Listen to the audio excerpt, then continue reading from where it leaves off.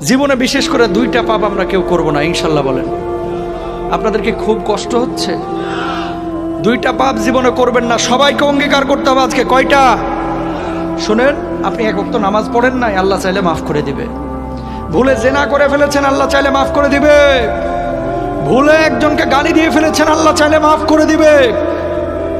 ভুলে ফজরের নামাজে জাগতে পারেন নাই বা ইচ্ছে করে জাগেন না, একদিন আল্লাহ চাইলে মাফ করে দিবে। রোজা একটা করেন না, আল্লাহ চাইলে মাফ করে দিবে। দুইটা গুনাহ এমন আছে যেটা আল্লাহ কখনো মাফ করবে না। কয়টা? এক নাম্বার হচ্ছে বান্দার হক নষ্ট করা, দুই নাম্বার হচ্ছে শিরিক করা। প্রিয় ভাইরা আমার, কলিজার টুকরারা আমার, খবরদার, ভাইয়ের সম্পদ হয়ে ভাইয়ের সম্পদ নষ্ট করেন না, ভাই হয়ে ভাইয়ের সম্পদ নষ্ট করেন না, ভাই হয়ে বোনের সম্পদ মেরে দিয়েন না, আরেকজনের হক নষ্ট করে আরেকজনের জমি দখল করেন না। আল্লাহর কসম করে বলে কিয়ামতের ময়দানে আপনি মাপ পাবেন না। বিশ্বনবী বসে আছেন এইভাবে, আল্লাহর নবীর কাছে একজন সাহাবীর লাশ আনা হলো। নবীজিকে বলা হলো, নবীজি তার জানাজার নামাজটা পড়ায় দেন। আল্লাহর নবী বললেন, না, তার জানাজার নামাজ আমি পড়াবো না। সাহাবীরা বললেন, নবীজি কেন তার জানাজার নামাজ আপনি পড়াবেন না? রাহমাতুল লিল আলামিন বিশ্বনবী সাল্লাল্লাহু আলাইহি ওয়াসাল্লাম বললেন, ওই ব্যক্তি ছিল ঋণগ্রস্ত, ঋণ পরিশোধ করে নাই, এই কারণে আমি নবী তার জানাজার নামাজ পড়াবো না। বলুন আল্লাহু আকবার। পা ধরা লাগলে ধরবো। আজকে একটা কথা বলে যাই, আপনারা অনেক মানুষ এখানে বসে আছেন যারা পৈতৃক ভিটার বোনের সম্পত্তিটা এখনো বুঝায় দেন নাই। অস্বীকার করতে পারবেন? বাপের বাড়ির সম্পদ যেটা বোনদের হক ছিল দেন নাই। আল্লাহর কসম করে বলি 36 বার উমরা করেও জান্নাতে যেতে পারবেন না। চ্যালেঞ্জ করলাম আপনাকে। আল্লাহ তাআলা বান্দার হক নষ্ট করলে এটা গুনাহ মাফ করবে না। ঘুষ দিয়ে চাকরি নিছেন, আছে না ঊর্ধ্বতন কর্মকর্তা 50 জনের থেকে 3 লাখ করে টাকা নিছে, ঘুষ দিয়ে চাকরি দিবে তাই 13 লাখ করে টাকা নিছে, চাকরি একটারও দেয়নি, মারা গেছে। আরেকজনের জমি দখল করে জাল দলিল করে নিজের নামে লিখে নিছে, আছে না? টাকা ঋণ নিছে 20,000, কয় 3 দিন পরে দেব, 3 দিন আর হয় না, টাকা তো দেয় না, উল্টা আরো ফাপড় নাই। কথা বলেন, আছে না নাই?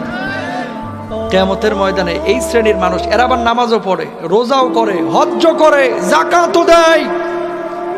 আল্লাহ তাআলা কিয়ামতের ময়দানে ফেরেশতাদেরকে বলবে, এদের আমলগুলো চেক করো তো। ফেরেশতারা তখন বলবে, আল্লাহ, এই মানুষগুলো নামাজ পড়েছে, রোজা করেছে, হজ করেছে, যাকাত দিয়েছে, কিন্তু বান্দার হক নষ্ট করেছে। আল্লাহ কি ফয়সালা হবে? আল্লাহ রাব্বুল আলামিন তখন বলবে, ফেরেশতারা রে, ওদের যে আমলগুলো আছে আমলগুলো কেটে কেটে এখন পাওনাদারদের পাওনা মিটায় দাও। যখন পাওনাদারদের পাওনা মিটায় দেওয়া হবে, আমার আল্লাহ রাব্বুল আলামিন তখন ফেরেশতাদেরকে বলবে, এখন আমলের কি অবস্থা? ফেরেশতারা তখন বলবে, আল্লাহ, এই মানুষগুলোর জান্নাতে যাওয়ার জন্য যথাযথ আর আমল নাই, আমলের পাল্লাটা শূন্য হয়ে গেছে। আল্লাহ রাব্বুল আলামিন তখন বলবে, যত বড় হাজি হোক, নামাজি হোক, শিকলে বেঁধে বেঁধে এই মানুষগুলোকে জাহান্নামে নিক্ষেপ করো। বলুন নাউযুবিল্লাহ। একজন মানুষের গাছের ডাব চুরি করে খাইছেন, আম চুরি করে খেয়েছেন, আরেকজনের হক নষ্ট করেছেন। করেন না ভাই? আরে কয়দিনের দুনিয়া? আগে মাইরে খাইছেন 50 লাখ, আর এখন মসজিদে খালি দান করতেছেন 20,000 করে, খালি 2 লাখ করে। এত সোজা না আল্লাহর জান্নাত? তোমার জন্য মসজিদে দানের চাইতে যার হক নষ্ট করেছো এর হক বুঝিয়ে দেওয়া আরো আগে বেশি জরুরি। ঠিক কিনা? তিতা লাগবে এই ওয়াজ। এই হুজুরের লাগে অনেকে পছন্দ করে না, আনছি আপনারা হুজুর তাফসির করার লাগে, কি বাড়া ভাতে সাইড হালতেছেন। এই হুজুরে অনেকে পছন্দ করে না, কই এই ওয়াজের দরকার কি? আপনার কাছে রিকোয়েস্ট ভাই, আপনি মাপ পাবেন না। আপনি যত বড় মুফতি নিয়ে আসেন, হক মারার গুনাহ শুধু তওবা দিয়ে আল্লাহ মাফ করে। ও বাঁচতে কইতেছেন কেন? হক মারার গুনাহ শুধু তওবা দিয়ে আল্লাহ মাফ করে। মাফ তখনই পাবেন যার হক মারছেন এর হকটা বুঝিয়ে দিবেন, অথবা ও যখন আপনারা মাফ করে দিবে। কেন আপনি বুঝেন না? নামাজ যে ফরজ, এটা আছে কোথায় কোরআনে? সবাই বলেন, নামাজ ফরজ আছে কোথায়?